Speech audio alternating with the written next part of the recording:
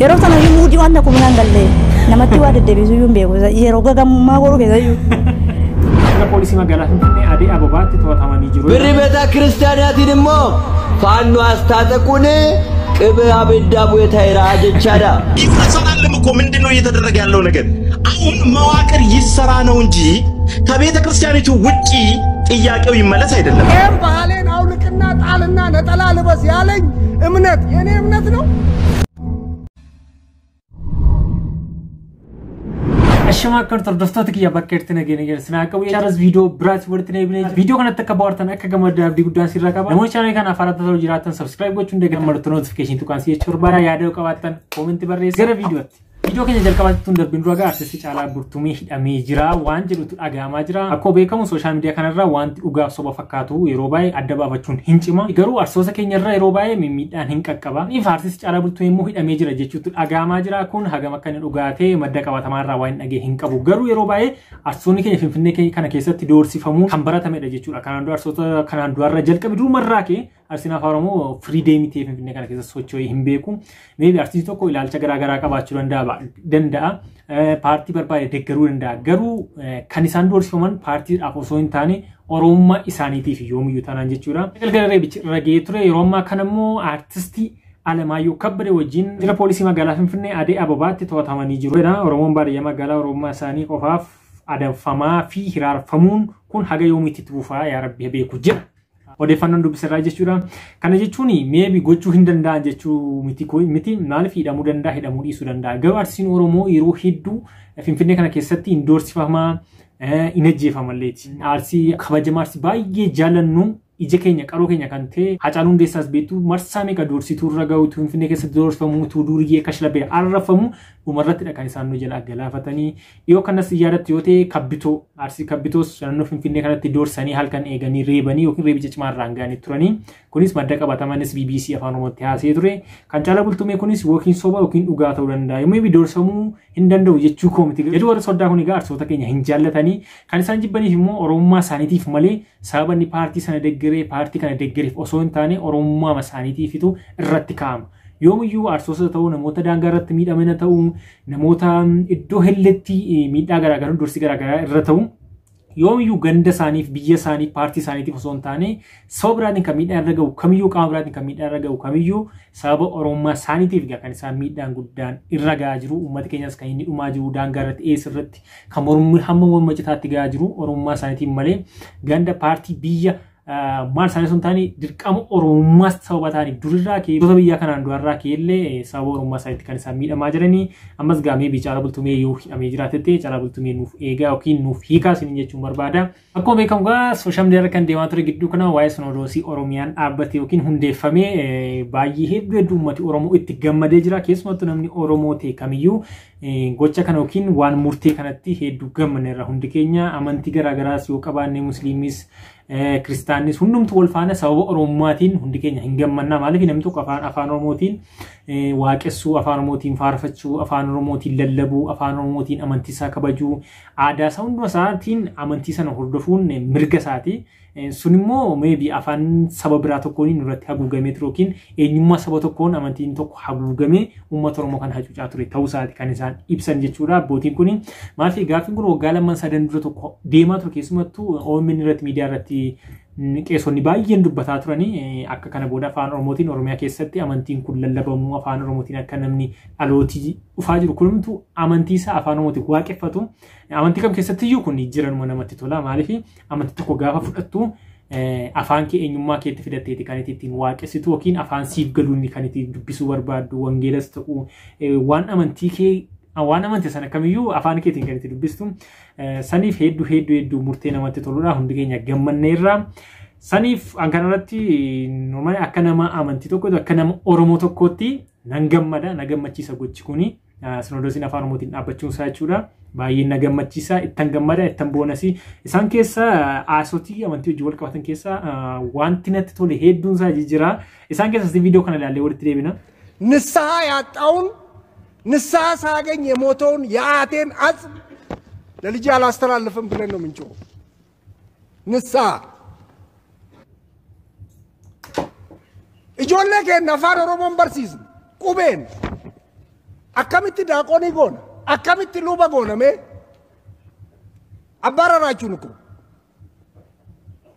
እኛ ተባረን ነው እኮ የምናወራው እርሶ ግን እኛ ምናባረር መስሎት ነው የተናገሩት አመት ከአራት ወሬ ሸራ ወጥሬ ቤቴ ውስጥ ነው ማጸልየው ቤቴ ውስጥ አመት ከአራት ወሬው ያመለከትኩት ደብዳቤ ለወረዳው ግልባጭ ለዞኑ ሀገረ ስብከት ግልባጭ ለሊቀ ጳጳስ ግልባጭ ለስብከተ ወንጌል የጻፍኩት ደብዳቤ አመት ከአራት ወር ተባረን ያለውት ሐቅ እውነት ይዤ ጉጂ ዞን ነገሌ ቦረና እኔ ባህሌን ያልጠበቀልኝ ማንነቴን ያልጠበቀልኝ ይሄን ባህሌን አውልቅና ጣልና ነጠላ ልበስ ያለኝ እምነት የኔ እምነት ነው አይደለም ኦሮሞን አዳሳ አንገቱ ያ አዳን ከየኑማ ከየ አዳን ይትብሉ አዳን ኦሮሞማ ከየ ሙልሱ ካባ ገዳን ኩን ኤኑማ ከየ namni narra mulku ana ኦሮሞ ሚት ana ሞ አመንታሚት አከሲቲናላል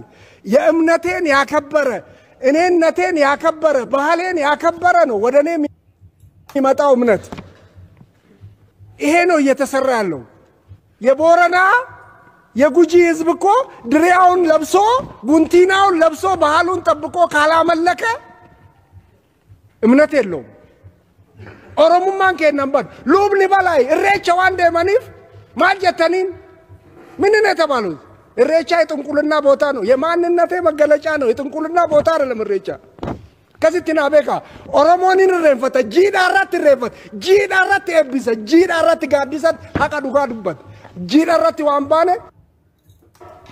ጥንቁልና አላችሁ ዲቤ አከናኑራ ባሳ ዮ ኦሮሞ ነጋታት ዮ ብይቱን ነጋከታቱ በርባን ሀቃት ወሊታዞም ዱጋ ወሊታዞም መገለ አያደ ይጎድ ኩን ዱበተን ሁንደሳ ነንሲ ማዳ ነንፉዳ ነንደግረስ አኮረኮ አመንቲቻ ኦሶ ህንታኔ ከጋፋን ታለው ነሞተ ሆገነን ነሞተ አመንቲ ሰነ ከይሰ ጅረን ነሞተ ተከጎነ ማለ አመንቲንሱን ዮኪን ዋንደ በዋነ ከሲ ጎዴ ፎሶ ህንታኔ ማፊ ሆገንቶታ ነሞተ ሆገነንቱ ከራ ሳኒ ተይር ከራ ኤኙማ ሳይር አፋን ሳኒር አዳ ሳኒር ኤኙማ ሳይረ ነሞ ሆገኖኪን ነሞ ኡንፋቺሱ በርባዶ ማልፍ ኦሮሞኒሞ አፋኑ መሳቲን ዮጎ ገለቴፈቴ አፋኑ መሳቲን አፋን ኡማማ አፋን አሳራ ዳሊን አፋኒቲን አለቴ ሰናን ዮዋቀሴ ዮዋቀ ገለቴፈቴ ዮዱብሴ ዮበረቴ ጃለታ ኩኒዩ ሰበከም ከሰትዩ ሰምኒ ከሚዩ ምድገ ቀባዋነ ከሲቲፊ ዱጋ ሄዱ ዋና ነው ቦንሱዳ ጋፊን ኩኒስ ጋፊ ስሪዳ ላለፉት 27 ዓመታት ክልሎች በራሳቸው ቋንቋ ሲጠቀሙ ነበር በዛሬ ጊዜ ግን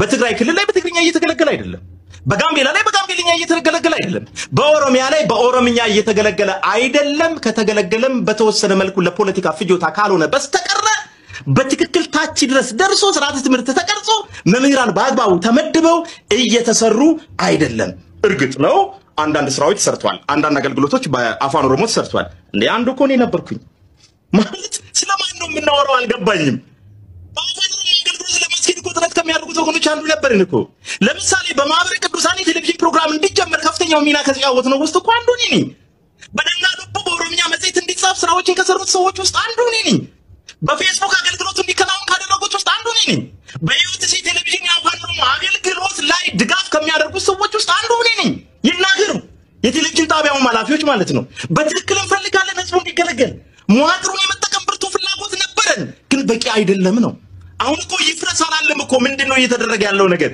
አሁን መዋቅር ይሰራ ነው እንጂ ከቤተ ክርስቲያኒቱ ውጪ ጥያቄው ይመለስ አይደለም እንዲህ ነው የተጠየቀው በቤተ ክርስቲያኒቱ ውስጥ ሆኖ መስራት ስላልተቻለ ነው ወይ እንደኛ ከቤተ ክርስቲያን እንውጣለን እንዴ አለም እኮ ለምሳሌ የምዕራብ ሸዋ ሀገረ ስብከት መንበረ ጵጵስናው አምቦ ላይ ነበር በአንድ ዞን ስር በነበሩበት ጊዜ ማለት ነው ደቡብ ምዕራብ ሸዋ ራሱን የቻለ ዞን ሆነ ለዛ ቤተ ክርስቲያኒቱ መንግስትን ተከትሎ ስለሆነ አስተዳደሯ ለደቡብ ምዕራብ ሸዋ ራሱን የቻለ ሀገረ ስብከት አደራጀች ልክ በዚሁ መልኩ ደግሞ በኦሮሚያ ደረጃ ቤተ ክህነት ይዋቀርልን ነው እንጂ ከቤተ ክርስቲያኑ ውስጥ እንውጣ የሚል ጥያቄ አልተነሳም ላምባለው አለበት ኩበት ለቀማ ምንድነው ጥያቄው የፖለቲካ አይደለም ባካችሁ በግድ ፖለቲከኞች አታድርጉን አንፈልግም በዚህ ጉዳይ ላይ ክርስቲያኖች ነን የግል ቪው ግን እንዳይኖረን ማንንም አይከለክልንም ለህዝባችን ደግሞ ባለን ሙያ ባለን አቅም ደግሞ ኮንትሪቢዩት እንዳናደርግ ማንንም አይከለክልንም ስለዚህ ይሄ በዚህ አቋም መታየት አለበት ፖለቲካዊ ትርጉም አያሰጠውም ወይ ለምን ፖለቲከኞች ሊሰጡት ይችላሉ ካልኩሌሽን ይሰራሉ። ሰው በኦሮምኛ ከተማረ ምንድነው የሚሆነው ብሎ ያስባሉ። ፖለቲከኞች ብዙ ካልኩሌሽን ብዙ ስሌት ይሰራሉ። ሰው በኦሮምኛ ከተማረ የኦሮሞ ጳጳሳት፣ የኦሮሞ መምህራን፣ የኦሮሞ ዲያቆናት ከበዙ ምንድነው የሚመጣው ብሎ ስሌት ይሰራሉ። እኛ አልሰራንም። እኛ የሰራነው ስሌት Ugaru qeesii kana hedduun jaalladha. Kanaan dura dur waggaa lamaan dura natti fakkaata. Uummanni yeroo isaan dubbatanis baay'ee natti tola haasaan isaanii jechuudha. An baay'ee diippilii keessa hillitu garuu noormaalii wantooti an fudhu yookiin wantoota naa ta'an jiru yookiin isiniif hin ta'a jedhuun noormaalii viidiyoo akkasii fidee hunda isaa keessa hillinne maaliif warra gara jiraatiinis gara keenya saasaatuuf fidee waan baay'eetu dhufa. Garuu noormaalii waan pozitiivii waan kallattii man waliin nu gasha jedhu yookiin hundi keenya irratti walii galu yookiin hordoftoota koo irratti walii gala jedhuun yaadee fidee sararbii qoosaan irratti hojjetame yookiin afaan jiraatiin wal qabsiisee waan hojjetame kana waliin daawwanna. Gosh! Abet hojii waaqa kana nama garrama. Yeroo waa'ee sagaleen kuni namooti ediitiidha sagaleen akkasii kuni keessumatti yeroo alaabaan Oromiyaa Finfinnee keessatti dhaabbataa yookiin faaruun afaan Oromoo Finfinnee keessatti mana barumsaa keessatti faaruun sun jedhamuu qaba jedhan irratti sagalee sana iddoo biraatti waraabanii fidanii agarsiisanii yookiin viidiyoo sana irra gashan malee ediitii godhanii viidiyoon sun waan mana barumsaa keessatti ta'e miti. Kunis waraabanii sagalee isaa waan akka bakkeetti waraabanii fakkaatanii yookiin uummatatti gadi baanee keessin dubbatan fakkaatanii viidiyoo irra gashanii qoosaanmaaf hojjetan malee nama dhuunfaatu noormaalii wanti kun waan dhugaa qabatamaa uummatatti akkas baamee dubbatame miti haasaan kun qoosaanmaaf garuu namatti tolaa waliin dhaggeeffanna. Hizbiin keenya bagaadasisin jedhe lifaati zuratii fi tuzatii barkat jedhe jalaa sholloktanii ሲኖዶሲ ወሮሚያ መሰረቱ ከሰንን ታሪክ አዲስ ያመርቅ ያዝመዘገብደኒቱ አመሰ ደገመን ጀዳ በጋደስ ሲንጀደ ብያ ከነትልም ዲያስቀያቢ ተቆቱ ቱሪዝም ከኛ ኩንስ ማልሰተኒ ጋላ ቤተ መቅደስ አይገባም ጀደኒ ወሮሞፍ ቤርበረ ሰቢ ብያ ከና ጋላ ሻንቅላ ፈላሻ ولا مو في مسلم دنقورو منامني جدني انقواششا تورني አራግን አባኒ ሶድዌን ማቱንጅራ በዱ መቃኒ ጀደ ሙሪን ቶኮ ውድስኒ አቡና ጴጥሮስ ወይም ደግሞ ኢልሜ መገርሳ በዳሳ ከንተ አቡና ሳውሪዮሴፍ ጃግኖታ መንታ ወሊ ወልተባበሩን ቀገረሱ ዱኪ ወልሶት ታሪክ ዘመን ራገረ ዘመናት ተሸጋገሩ ወጀተኒ አቤት ኩኒ ዋን ቀላሊ ምትዝቢ ከኛ በጣም ትከባዲዳ ነፍሲ ሳኒ ቀብሲ ሰኒ ውሳኔ ከና አረጋገጠኒ ከና ቦዳ ወሮሚያ ከሰት መቃቤታ ክርስቲያኒትን ለፋ ወሮሞ ዘረፉ ትምርት ተረተረቲ አስተማሩ ብሪ ቤታ ክርስቲያናቲ ደሞ ፋኑ አስታጠቁን ቅብ አብዳቡ የታይራ አጀቻዳ ማሊፊ ከና ቆፈታ ከና መለስሞ ነፍሰ ገዳይን ጎጀሜ ድንበሪ ተሸጋገረ ነፍስ አባቲ ወረሞተውንሳ እልሚታ ያፈጀቻዳ ከና ብቻ ቢት ከና ቦዳ መዋጮፍ መገበሪያ ቤተ ክርስቲያኒ ወልት ሰበሰበኒ ዱባይ ፊ አሜሪካ ደመኒ ተፈራገጡፍ ተስናነውን አሱመት ያፈጀቹዳ ከና ቦዳ ዘለሉን እንጅሩ ህዝብን ከኛ ቋንቋ ሳቲና ገለገለመ ባህል ሳቲና ሸበረቀ ቢየሳረት አከበረመ ዋቃ ሳቴፍሞ ምስጋና አቀረባ ጅራታ የቻለ ህዝብ ከኛ ማረኩን በጣም ያስደሳችላ በጣም ጥሩዳ ህዝብን ከኛሞ ጉዳይ ከና አካ እንቅፋትን ነገጠብነ አቦታ ከኛ ወሊን ወልደገፍተኒ አይነ ቁራኛ ዳነ ተከታተሉ ቀብዱ ወርሞ ዋንከነ ተቃወማ ጅርተን ተስፋ ከሰን ሙራ ማሊፍ ሰተኒ ነብሪ ገን ቀበኒ ቃብናኔ ገድኒ ሰኒ ጀራ ወሮሞኒ ከነረት ቀልድም በኮ ኤጋ ወሮሚያነ ለማንሸቲና ከበረምቴ ደገፈምቴ በለጸግዴ ለመለምቴ ዘላለም ያማ ዘላለም ይጅራቴ ገለቶማ አመሰግናለሁ بفكر نقصها كيسنا كيسي إنساني بان مثلا إرجع سريدا أشوا متاجر بها قوساتين أما تكون ما بشان سيروني عسى أو هانا أمارفا في أفارو مكان أولي مكياسو xiqqoo namatti tola akka namni taa dhaggeeffatu hin godha xiqqoo fanii of keessaa qaba obboleettiin keenya kuni mudannoo jaalala qabdi si mudannoo sana waliin dhaggeeffanna እና ቱን ፈየደሙ FB dhagaa FB tu seen fayyadamu ሃይ ናንጀና ሃይ ደኒ jalqaba satu ሃይ ናንጀ አሪፈቴ ኤስ ብይ ናንጀ ነቀምቴን ጀደኒ ናውጅ ሙጨመራቴራ እና ስልኪ ቀብዳና ነይ ቀባማን ልትፈየደም አንጀለሚን ጀደኒ እና ዋሰብኑ ስልኪ ቁጥር ይሳው ድዋሰከል ድግደም ያፍሪና አላት ቱ ወሊ ደወሎ ሙጫንኩን ዩኒቨርሲቲ ወጋል ለመፋሳ አሶሰራ በረታ እንኑ ፈዋ ማገሎ asirratti gawanti sin beeku qabdani inni akka seen dinkitaate yookiin akka seen hojjaansi gabaabaate hin beeku normally footoo bareedaa wayirra godhattee turte seen Facebook irra jechuudha sana booda injana taasoo jalqabee bilbila wal qayyaranii walii bilbilanii achi dhufuu jalqabee jira barataa yuunivarsiitii Asoosaate Asoosaa barumsa dhiise dhugaa waaqa jiraata jiru jole maalta amma yoo barumsa isaa barate cal jedhe ano beeku nama jaallateen beeku ta'e Anu nangalle waan seexanni kana godhee fi hin dhufe. Naqamteerra Asoosaa ba'ee naqamtee darbee waa maagalo. Ano ji'uun arganne maani naqamtee nan jira waa maagaloon jira. Waan silkii akkuma ammaa fataaree ija namaa keessa laalee haasa'u iyyuu naqamteetti hin bareen. Yeroo sana iyyuu muudii waan tokko nangalle namatti waa deddeebisu iyyuu hin beeku yeroo gagamummaa godhu keessa iyyuu. Karoo haasa'aa sirna tola. Muudii nangalle yeroo gagamummaa godhu keessa iyyuu. Innaakoo inni kennufe yeroo dhufu man naqamtee dhufee bulee siree qabate makiinaa naqamtee qabate. Makiinaa naqamtee ni qabatu sun immoo mucaa fira keenyadha. Shufeerichi. Makiinaa naqamtee bulee kan waa maagalo. Mucaa fira keenya toofa. Iji kaayyoo maalirraa mucaan tokko maqaa keedhaa adeemata safaarii keessatti. Maalirra hin jedheen. Iji kaayyoo maal fakkaatti? Iji kaayyoon akkamidhaa? Ammam geessi? Maal salee? Akka jechaa dhufeedhan. Haa dhufuu dhiisin jedheen. Addisuun oo fidee baankii waa maagaloo biratti bu'iin jedheen.